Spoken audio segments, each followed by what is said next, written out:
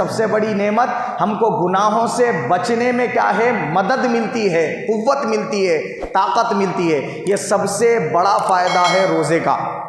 दूसरा ये कि रसूल पाक सल्लल्लाहु अलैहि वसल्लम ने हदीस पाक में इरशाद फरमाया, मेरी उम्मत में बहुत से रोज़ेदार ऐसे हैं, उनका रोज़ा सिर्फ भूख प्यास की तकलीफ़ बर्दाश्त करने के सिवा कुछ नहीं। यानी वो सिर्फ भूख प्यास की तकलीफ़ बर्दाश्त कर रहे, उनको अल्लाह की तरफ से कोई इनाम नहीं मिलेगा, कोई नवादिश नहीं मिलेगी, कोई फजीलत नहीं मिलेगी, और उनका रोज़ा होते हुए भी रोज़े की फजीलत से महरूम रहेगा। रोज़े का कोई सवाब, कोई अजर उनको नहीं मिलेगा। कौन है वो रोज़ेदार? एक तो वो रोज़ेदार है जो रोज़े के मसाइल से वाकिफ़ नहीं। दूसरा वो रोज़ेदार है जो रोज़ा तो रखता है मगर ईमान वाला ही नहीं।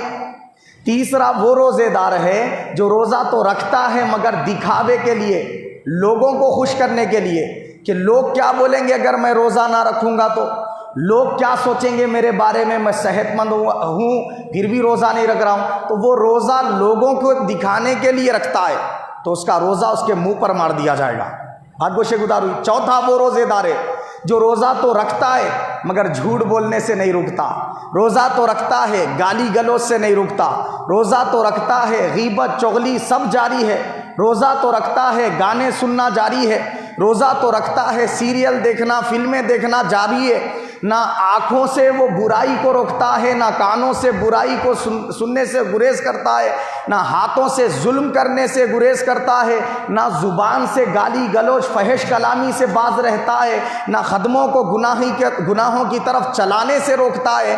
तो वो रोज़ेदार का भी सवाब और अजर अल्लाह के हुजूर कुछ नहीं है। हदीस पाक में हुजूर ने फरमाया, ऐसा रोज़ेदार सिर्फ अपने शौक़ को भूखा प्यासा रह ले रहा उन्हें, भूखा प्यासा बस अपनी शौक़ के लिए रह ले रहा उन्हें, उसको रोज़े का कोई सवाब कोई अजर नहीं मिलेगा।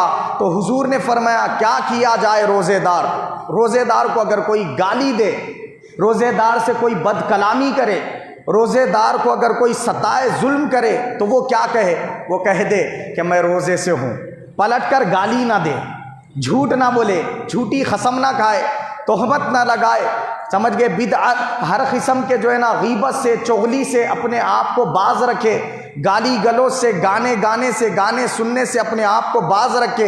यही रोज़ा है असल में।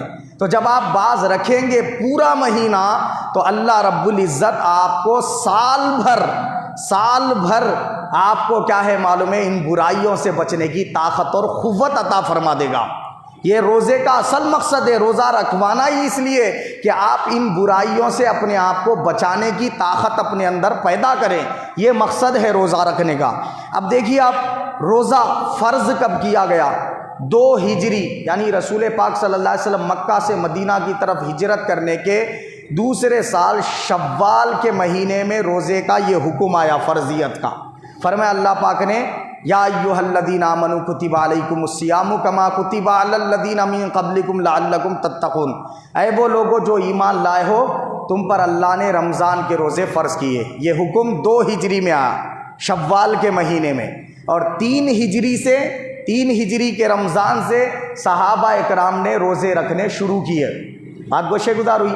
इब्तिदा इस्लाम में रोज़ा ये था, 24 घंटे का रोज़ा होता था, यानी सहर और इफ्तार का एक ही टाइम, सहर और इफ्तार का मखसूस एक टाइम रख दिया गया था। वो टाइम के अंदर आप इफ्तार कर लेना, फिर सहर कर लेना वही टाइम पे। अब रात भर कुछ भी नहीं खा पी सकते, रात में सहर भी करना नहीं। अब जैसा हम सहर कर रहे ऐसा सहर करने का नहीं था इब्तिदा इस्लाम में। कुछ सहाबा इकराम ने क्या किया, रात में उठकर भूख की शिद्दत की वजह से कुछ खा पी लिया, हुजूर की बारगाह में आए, अर्ज़ किया हमने बहुत बड़ा गुनाह कर दिया।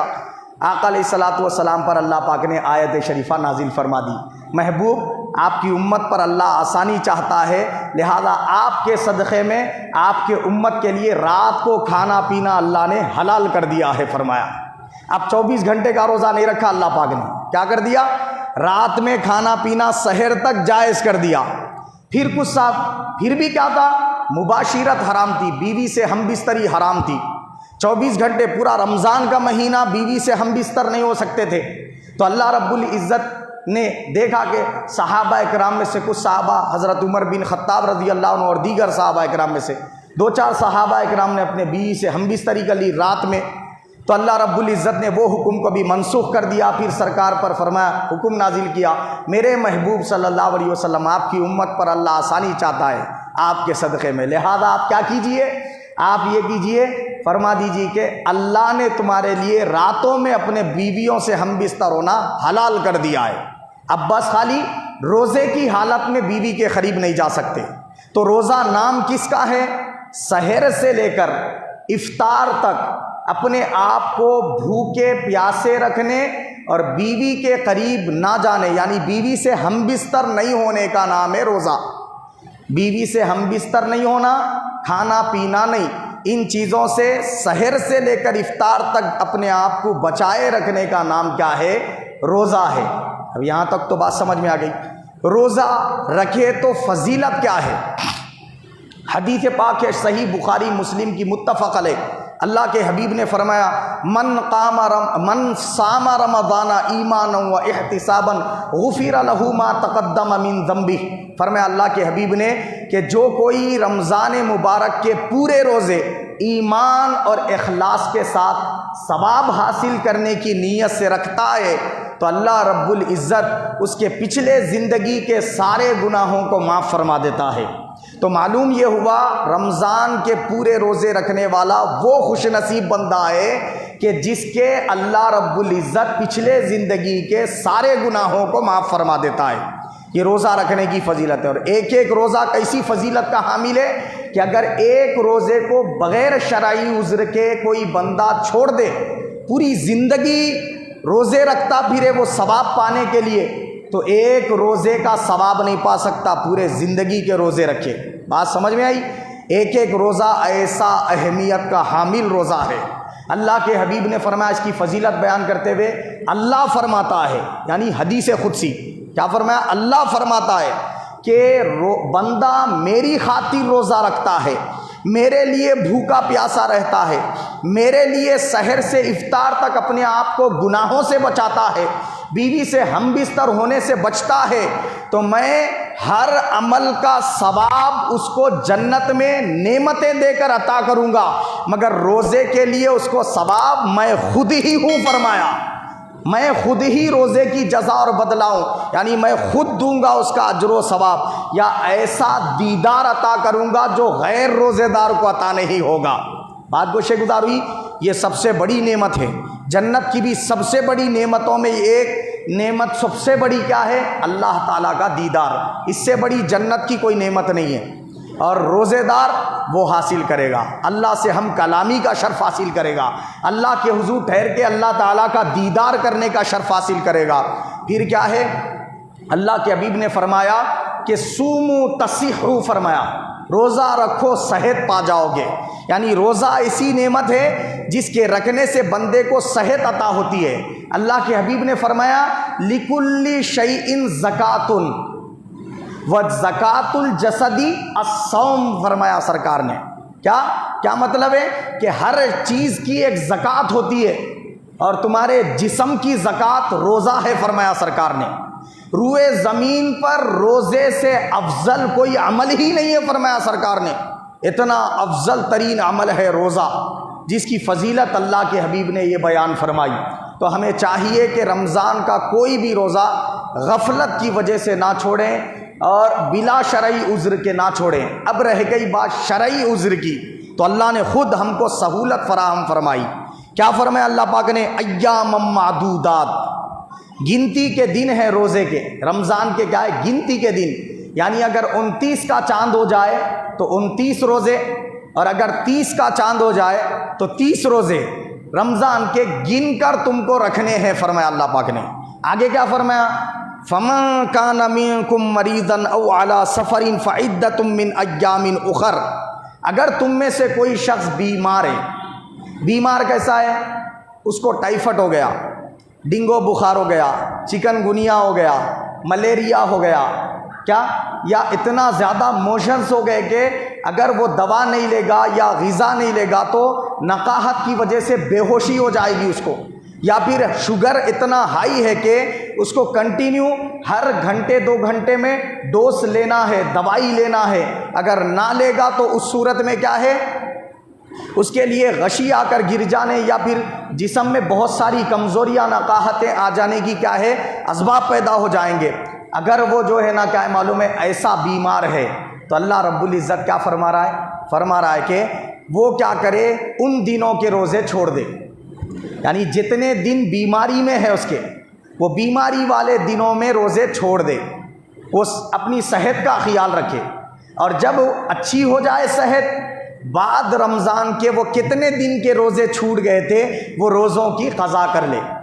ये अल्लाह तुम्हारे लिए आसानी फरमा रहा है, फरमाया। और अल्लाह ताला क्या करेगा, जो बंदा रोज़ा रखने का जज्बा रखता था, बीमारी की वजह से रोज़े छोड़े मजबूरी में, और बाद रमज़ान के वो क़ज़ा करके वो रोज़ों की अदा करता है, तो अल्लाह रब्बुल इज़्ज़त उसको रमज़ान में ही रोज़े अदा करने का सवाब अता फरमाता है। आगे सुनिए आप, फरमाया औ अला सफ़रिन फ़इद्दतुम मिन अय्यामिन उख़र। अगर कोई बंदा सफ़र की हालत में यानी अपने वतन से 97 किलोमीटर दूर गया उन्हें, तो ये सफ़र है, 97 किलोमीटर दूर से कम गया, 80 किलोमीटर गया, 90 किलोमीटर गया, 92 किलोमीटर गया, मुसाफिर नहीं होता उन्हें। 97 किलोमीटर दूर गया तो मुसाफिर होता, या उससे ज़्यादा दूर 150 किलोमीटर, 200, 300, 400 किलोमीटर, 1000 किलोमीटर ऐसा सफ़र किया उन्हें, 97 किलोमीटर या उससे ज़ायद का, तो वो बंदे को अल्लाह पाक ने सहूलत फराहम की कि वो चाहे तो रोज़े सफ़र की हालत जब तक है तर्क कर सकता है, और घर पे आ जाने के बाद में वो रोज़ों की क़ज़ा कर ले, तो अल्लाह उसको रमज़ान में ही रोज़े रखने का सवाब अता फरमा देगा। आगे फरमाया वअलल्लज़ीना युतीक़ूनहु फ़िद्यतुन तआमु मिस्कीन। अब अगर कोई बंदा ऐसा है कि बुढ़ापे की वजह से उसको रोज़ा रखने की ताकत नहीं है, इंतहा दर्जे का कमज़ोर हो गया हो, रोज़ा रखा बेहोश होकर गिर जाता, कहाँ पे भी जो है ना भूख की शिद्दत की वजह से क्या है मालूम है परेशान हो जाता, बुढ़ापे की वजह से बहुत कमज़ोरियाँ हैं उसको, और हर घंटे 2 घंटे में दवाई लेने की ज़रूरत पड़ती है, अब 3-4 घंटे में दवाई लेने की ज़रूरत पड़ती है। वो बंदा क्या करे, रोज़े ना रखे, रोज़े नहीं रख के क्या करे, उसका बदला दे, फिदिया दे। अब वो बंदा जो ऐसी बीमारी में मुब्तला है, वो बीमारी मौत तक साथ नहीं छोड़ने वाली है, और उसमें हर 2-3 घंटे को दवाई लेनी है, जैसे एड्स की बीमारी हो गई, जैसे कैंसर की बीमारी हो गई, जैसे क्या है मालूम है कोरोना वायरस में मुब्तला हो गया। क्या अगर ये बीमारी से उसको नजात मिल जा रही है तो बीमारी में छोड़े हुए रोज़े बाद में अदा कर ले, नहीं अगर ताकत ही नहीं है, बीमारी इतनी ख़तरनाक है कि वो मौत तक साथ नहीं छोड़ सकती, कोमा में चला गया, अब उससे निकलता नहीं निकलता कोई गारंटी नहीं है। समझ गए मेरी बात? तो ऐसा बंदा क्या करे, शुगर की हालत है, शुगर इतना हाई रहता है, इंसुलिन लेना पड़ता, और वो भी दिन में लेते रहना पड़ता 2-3 मरतबा, तो वैसा बंदा क्या है, शरई उज़्र वाला है। और वो बंदा क्या करे, वो बंदा रमज़ान के रोज़े ना रखे और रोज़े के बदले में फ़िदिया दे। फ़िदिया कितना देना, 1 फ़ितरे की मकदार देना। 1 फ़ितरे की मकदार बोले तो उसकी हालत कैसी है वो पोजीशन के हिसाब से देना उन्हें। अगर हालत ऐसी है उसकी कि उन्हें यानी नॉर्मल बंदा है, नॉर्मल कमाई कमाने वाला है, हज़ारों रुपये कमाने वाला है, खाली 10,000, 20,000, 30,000, तो वो बंदा क्या करे, 60 से 70 रुपये क्या करे, एक रोज़े के बदले में दे दे। अगर कोई बंदा ऐसा है कि वो बंदा क्या है 40,000, 50,000 कमाने वाला है, तो वो क्या करे, 100 रुपये या उससे थोड़ा बढ़कर जो है ना क्या करे, एक रोज़े के बदले में फ़िदिया दे। और अगर वो बंदा ऐसा है लाखों रुपये उसके पास पड़े हुए हैं, क्या करोड़ों रुपये पड़े हुए हैं, तो वो गरीबों का ज़्यादा फ़ायदा करे, जैसा 200 रुपये 300 रुपये दे। समझ गए बात आप? ये ज़रूरी नहीं है, फ़र्ज़ नहीं है, मैं मुस्तहब तरीक़ा बता रहा हूँ। अफजल तरीक़ा क्या है, अफजल तरीक़ा क्या है, तो पैसे भी दे सकता उन्हें, या फिर जो घर में इस्तेमाल करता वो गेहूँ 1 फ़ितरे की मकदार, मतलब आधा सा मतलब 2 किलो 1 छटाक, 2 किलो 1 छटाक गेहूँ एक रोज़े के बदले में दे देना, या उतने पैसे दे देना उन्हें। बात समझ में आ गई? ये कौन सा बंदा देना, जो रोज़े रखने की कभी ज़िंदगी में ताकत ही नहीं रखता, मरे तक अब उसकी वही हालत रहने वाली है, तो वो बंदा फ़िदिया देना। बात समझ में आ गई। अब कोई बंदा ऐसा है, उन्हें सेहतमंद है, खाली कारोबार है बोल के रोज़े नहीं रख रहा, दिन में धूप में काम करना पड़ता बोल के रोज़ा नहीं रख रहा, तो क्या है मालूम है, उन्हें वो नौकरी को चेंज कर देना, उन्हें वो कारोबार को छोड़ देना, दूसरा कारोबार करना। अब उन्हें फिदिया दे तुम बोले तो नहीं चलता। बात समझ में आई। उसको रोज़े रखना ही रखना है, उसको रोज़े रखना ही रखना है, फ़र्ज़ है, लाजिम है। अब रह गई वो औरत जो हैज़ या निफास वाली है, तो उसको भी रोज़े उस हालत में रखना हराम है। वो क्या करेगी, वो दिनों के रोज़े छोड़कर बाद रमज़ान के वो रोज़ों की क़ज़ा कर लेगी अपनी सहूलत के हिसाब से। ज़रूरी नहीं है एक साथ रखे। वो छोड़े हुए रोज़े 10 दिन के हैं या 30 दिन के पूरे एक महीने के हैं, तो वो ख़वातीन क्या करें, बाद रमज़ान के हर महीने में 2-3 रोज़े रखे, इस तरीक़े से आने वाले रमज़ान से पहले वो रोज़ों की क़ज़ा कर ले। बात समझ में आ गई। अब रोज़े के ताल्लुक़ से ये बात तो हो गई। रोज़ा रखने वाला जो बंदा है उसको बहुत सारे शुकूक शुबात होते मसाइल के बारे में। रोज़े में कटिंग बना सकते नहीं बना सकते, रोज़े में जो है ना अगरबत्ती का धुआं सूंघ सकते नहीं सूंघ सकते, रोज़े की हालत में जो है औरतें अंदरूनी चेकअप करा सकते नहीं करा सकते, नाखून काट सकते नहीं काट सकते, पानी नहा सकते नहीं नहा सकते। बाद बेवकूफ़ लोग क्या कर रहे मालूम है, नहीं 10 बजे के अंदर नहा लेना, 10 बजे के अंदर ही कटिंग बना लेना। कहते कहीं को 10 बजे के अंदर रोज़े से नहीं है क्या, 10 बजे के अंदर भी रोज़े से छे, 10 बजे के बाहर भी रोज़े से छे। जब 10 बजे के अंदर गुस्ल कर सकते, 10 बजे के अंदर कटिंग बना सकते, 10 बजे के अंदर नाखून काट सकते, 10 बजे के बाद क्यों नहीं कर सकते?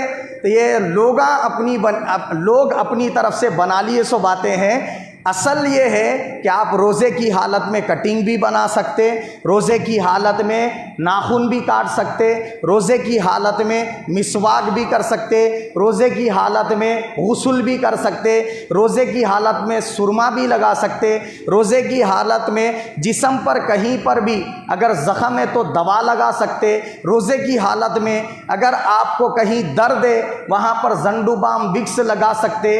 लेकिन याद रखें, नाक अगर बंद हो गई तो विक्स या इनहलर से नहीं सूंघ सकते। अगर सूंघे तो रोज़ा टूट जाएगा, क्योंकि उसके ज़र्रात नाक के ज़रिए हलक तक पहुंच जाते हैं। बात वो गुज़ार हुई। रोज़े की हालत में अगर किसी को खुद ब खुद वामिटिंग आ जाए, ख़य हो जाए, रोज़ा नहीं टूटता और ना ही मकरूह होता है। लेकिन किसी को मतली हो रही थी, उन्हें हलक में उंगलियां डाल के ख़य करा, अपनी मर्ज़ी से ख़य करा, तो इससे रोज़ा टूट जाएगा। और क्या है मालूम है, रोज़े की हालत में आप गुस्ल करो या वुज़ू करो, गरारा नहीं कर सकते। गरारा करे तो रोज़ा आपका टूट जाएगा। नाक में ज़्यादा पानी चढ़ा रहे, इतना ज़्यादा चढ़ाए कि नाक की हड्डी के ऊपर चला गया और नाक में पानी चढ़ाने की वजह से जलन पैदा हो गई, तो उस सूरत में रोज़ा टूट जाएगा। इसका ख्याल करें। नाक में थोड़ा ही पानी चढ़ाएं रोज़े की हालत में, और सादी कुल्ली करें, गरारा ना करें रोज़े की हालत में। अगर अपना थूक जो मुंह में आते रहता उसको कितना भी निगले तो रोज़ा नहीं टूटता। अगर कोई बंदा जमा करके भी निगला तो भी रोज़ा नहीं टूटता। नहीं, प्यास बहुत लग रही बोल के मुंह में जमा करके निगल रहा तो ये मकरूह है, लेकिन रोज़ा तोड़ने वाले चीज़ों में से नहीं है। बाज़ लोग क्या करते मालूम है, थूक निगले तो क्या मकरूह होता होगा बोल के बार बार थूकते रहते। ऐसा थूकने से बचें। थूक की बात आ गई तो एक मसला याद रखें, बहुत सारे हजरात क्या करते, कोई भी चीज़ मुंह में लेने की आदत रहती, पेन लिखते लिखते मुंह में ले लेते, बाज़ लोग अंगूठा मुंह में ले लेते, बाज़ क्या करते, टेलर हजरात तागा मुंह में पकड़ते। अगर वो तागे का रंग मुंह में छूट गया और उसको निगले, रोज़ा टूट जाएगा। समझ गए बात आप? अंगूठा चूसे, उसको पसीना था, उसका पसीने का मज़ा मुंह में मालूम हुआ और निगल लिए, रोज़ा टूट जाता आपका।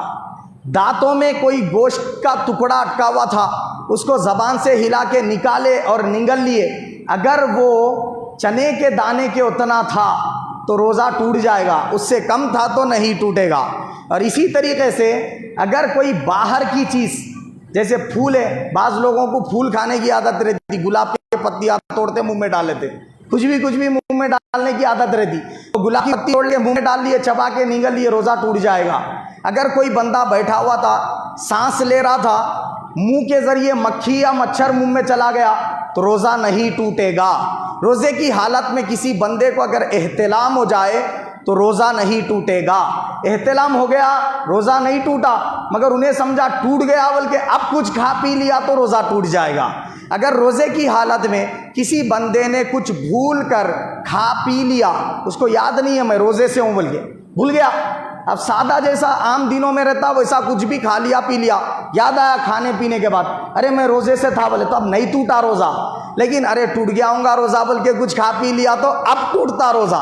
बात समझ में आ गई? ये अहम मसाइल जो अक्सर लोगों के जहन में फिरते रहते वो मैंने बता दिए। एक और मसला, धुआं अगरबत्ती का हो या ऊद का हो या सिगरेट का हो या बीड़ी का हो या हुक्के का हो, इसको इरादे से आदमी सूंघता, क्या करता, इरादे से लेता ना इसको, बीड़ी सिगरेट हुक्का, तो जो धुआं अपनी मर्जी से इरादे से जिस्म में दाखिल कर रहे उससे रोज़ा टूट जाता। रोज़े की हालत में गुटखा भी नहीं खा सकते, अरे खा के थूक देने का रहता, नहीं निंगर रहे तो नहीं ना बोले तो भी रोज़ा टूट जाता। रोज़े की हालत में पान नहीं खा सकते, रोज़ा टूट जाता। तो क्या है मालूम है, अगर आप सड़क से गुजर रहे थे और वहाँ क्या हुआ, सड़क पर क्या हुआ, गाड़ियों का धुआं आ गया, अब आप इरादे से नहीं दाखिल करते अपने सांस के ज़रिए, क्या करते आप, खाली रोड से जा रहे थे, सांस लेना तो ज़रूरी रहता, सांस ले लिए, वो धुआं अंदर आ गया, तो ऐसी सूरत में रोज़ा नहीं टूटेगा। चूल्हे का धुआं या गाड़ियों का धुआं औरत या मर्द के नाक या मुंह में दाखिल हो जाए, रोज़ा नहीं टूटेगा। लेकिन बीड़ी हुक्का सिगरेट और अगरबत्ती ऊद का धुआं खरीद करके सूंघा, रोज़ा टूट जाएगा। बात समझ में आ गई? अतर लगाने से रोज़ा नहीं टूटता, अतर की शीशी अगर नाक के करीब करके भी सूंघे तब भी रोज़ा नहीं टूटता। बात गोशे गुजार हो गई। इसी तरीके से रोज़े की हालत में कोई बंदा अगर सो रहा है, कितना भी सोया तो उसका रोज़ा नहीं टूटता, लेकिन इतना सो रहा सुबह जो सो गया तो सीधा इफ्तार के टाइम पे उठ रहा, तो ऐसा करने से रोज़े में नमाजें ख़ज़ा हो जाती हैं, तो ये गुनाह वाला काम है। मैंने पहले ही बता दिया, रोज़ा नाम है कसरत से अल्लाह को याद करने और हर किस्म के गुनाहों से अपने आप को बचाने का। आप रोज़ा भी रख रहे फिर नमाज़ों को भी क़ज़ा कर दे रहे, नमाज़ों को भी छोड़ दे रहे, तो फिर वो रोज़ा रखने का कोई मतलब ही नहीं है। सिर्फ शौक़ को भूखे प्यासे रह रहे आप, उसका कोई सिला कोई इनाम आपको अता नहीं किया जाएगा। ये रोज़े के अहम मसाइल कुछ थे, जहन नशीन कर ले। ख़वातीन रोज़े की हालत में अपना अंदरूनी चेकअप नहीं करा सकती। अगर कोई शदीद बीमारी की हालत में क्या है, रोज़ा था और रोज़े की हालत में इंजेक्शन लगवाया, तो इंजेक्शन लगवाने से भी रोज़ा नहीं टूटता।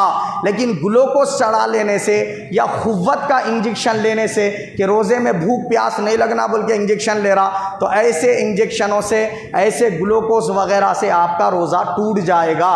सख्त ज़रूरत के पेशे नज़र आप एकाध मरतबा इंजेक्शन लगवाए तो रोज़ा नहीं टूटता।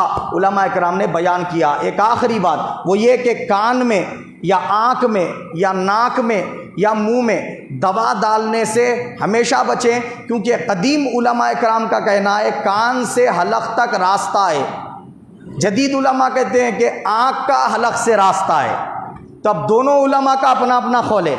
जदीद कहते हैं कान में से रास्ता हलक तक नहीं है लेकिन आँख में से। पुराने उलमा कहते हैं कान में से क्या है, हलक तक रास्ता है, आँख में से नहीं है।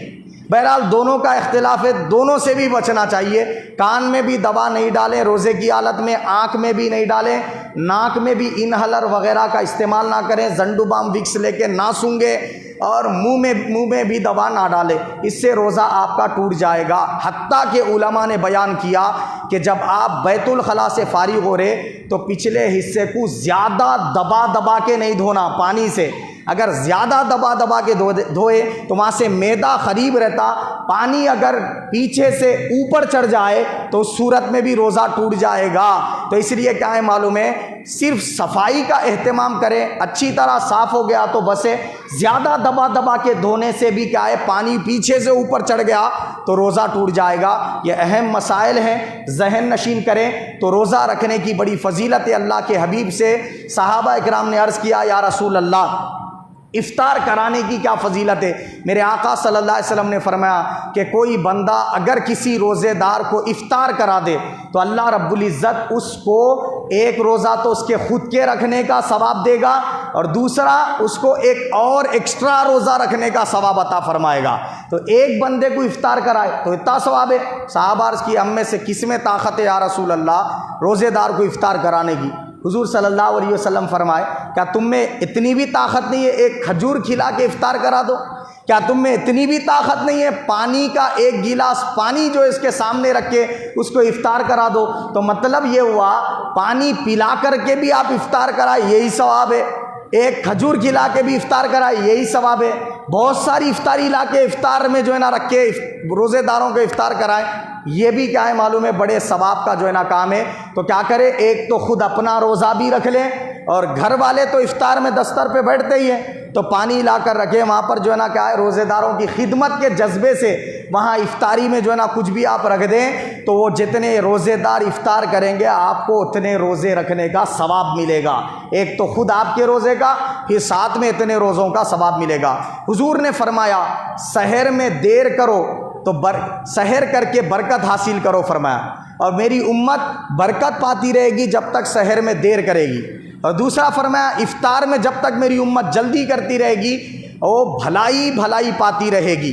तो हुजूर सल्लल्लाहु अलैहि वसल्लम की इस हदीस पर बाज़ लोग क्या समझते हैं, ताख़ीर करने का मतलब सहर में यह है कि अज़ान तक खाते पीते रहो, ये जहालत है। समझ गए बात आप? वर आपका रोज़ा ज़ाया हो जाएगा अज़ान तक अगर खाते पीते रहेंगे। तो जो कार्डों पर वक्त है वो उलमा इकराम ने कार्डों पर जो वक्त दिया 4:36 मिनट 37 मिनट 38 मिनट जो वक्त दिया है वो वक्त के हिसाब से ही आप क्या कर लेना, सहर कर लेना। अगर कभी उठने में ताख़ीर हो गई तो कार्डों के टाइम में उलमा इकराम 9 से 10 मिनट का क्या करते, गुंजाइश रखते। तो वो जब इस्तेमाल करना, रोज़ाना ही वो 10 मिनट को इस्तेमाल नहीं करना है। कभी सख्त ज़रूरत पेश आ गई तो वो 10 मिनट का इस्तेमाल कर ले सकते आप, 9 से 10 मिनट। बस उसके आगे अगर आप इफ्तार करेंगे तो आपका रोज़ा ही नहीं होता, ये जहन नशीन कर ले। हमारे पास जो अज़ानें होती ना वो फजर का टाइम शुरू होने के 10 मिनट बाद होती। तो फजर का टाइम जब शुरू होता ना वो शुरू टाइम पे क्या होता, सहर का टाइम ख़त्म हो जाता, तहज्जुद का टाइम ख़त्म हो जाता, इशा का टाइम ख़त्म हो जाता, वहाँ से आपका रोज़ा शुरू हो जाता। अगर आप वो टाइम तक या उसके आगे तक खाते रहे रोज़ा ही नहीं होता। बात गोशेगुजार हो गई। दूसरा, इफ्तार में क्या कर रहे हैं मालूम, बहुत सारे हज़रात जल्दी कर रहे हैं। टाइम क्या है मालूम है, 6:38 निज़ामाबाद का टाइम है। 6:38 में निज़ामाबाद के 2 मिनट मिलाना लाजिम है। अगर वो 2 मिनट नहीं मिलाए तो सूरत में आपका रोज़ा टूट जाता, रोज़ा नहीं होता, टूट जाता रोज़ा। तो क्या है मालूम है, 6:38 कार्ड पे जो टाइम दे रहे वो टाइम में 2 मिनट और मिलाना, आप मिलाने के बाद में उसके बाद इफ्तार करना। बाज़ लोग क्या समझ रहे, जल्दी करने का मतलब ज़रा भी वो टाइम होते करेक्ट टाइम पे इफ्तार कर लेना, ऐसा नहीं है। जल्दी करने का मतलब ये टाइम होने के बाद में जल्दी करो इफ्तार करने में। इतनी देर मत करो कि आसमान पे तारे नज़र आने लगे, आसमान पूरा सियाह हो जाए, सफ़ेदी पूरी गायब हो जाए। इतनी देर करना यहूदियों का तरीक़ा है रोज़े में, इसलिए हुजूर ने फरमाया जल्दी करो। सहाबा इकराम का तरीक़ा क्या था, वो क्या करते थे, इफ्तार करने में जल्दी में क्या करते थे, या तो मगरिब की अजान के बाद अजान से के साथ ही क्या करते थे, इफ्तार खोल लेते थे, रोज़े की इफ्तार कर लेते थे। हज़रत उमर बिन ख़त्ताब रज़ी अल्लाह ताला अन्हु और दीगर सहाबा इकराम मगरिब की नमाज पढ़ने के बाद इफ्तार करते थे। बात समझ में आई? तो आप जो टाइम है इफ्तार का वो टाइम में 2 मिनट तो कम से कम मिलाना, और उसके बाद में आप कभी भी इफ्तार कर ले सकते, नमाज पढ़ के भी इफ्तार कर सकते। ये जल्दी इफ्तार करने में ही शामिल है। अल्लाह ताला से दुआ है अल्लाह पाक मुझे और आप सबको हक़ को हक़ कबूल करने, उस पर अमल करने की तौफ़ीक़ अता फ़रमाए। हम सब का मुसलमान का ख़ातिमा बिल खैर फ़रमाए। आमीन सुम्मा आमीन। वमा अलैना इल्लल बलाग़। सुन्नतों से फ़ारिग़ हो।